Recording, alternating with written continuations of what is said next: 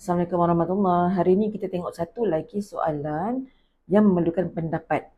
Untuk menjawab soalan ini, anda kena tengok dulu apakah isunya.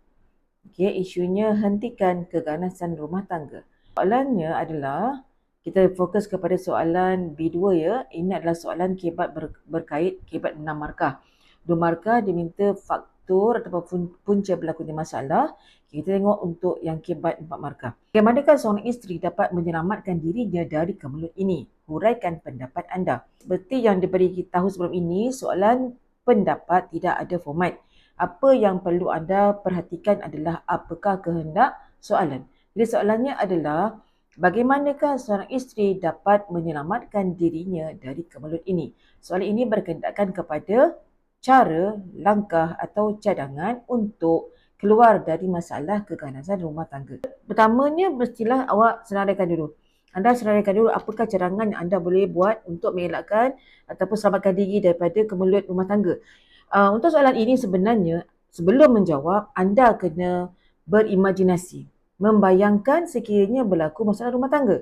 Keganasan rumah tangga ni adalah contohnya seperti penderaan. Jadi kalaulah isteri itu sentiasa didera oleh suami, apakah tindakan dia? Okay, itu yang anda kena fikirkan sebagai jawapan. Baik, yang pertama dia boleh buat apa? Dia boleh buat aduan. Okay, aduan kepada siapa? Aduan kepada polis. Okay. Kedua, meminta nasihat. Atau meminta seseorang menasihatkan suaminya. Baik, yang ketiga mungkin boleh selesaikan perkara, isu ataupun isu yang menyebabkan pergaduhan.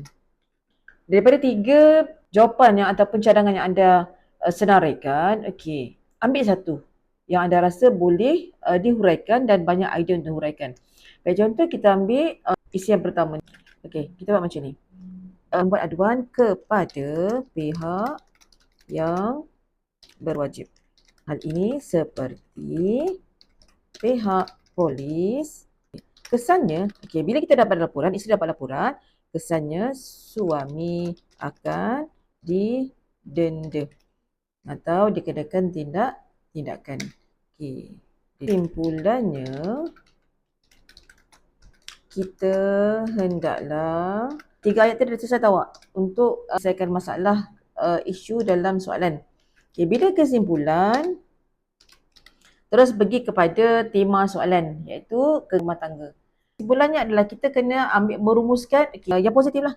Kita hendaklah menjalani kehidupan rumah tangga dengan aman dan harmoni. Okey, begitu.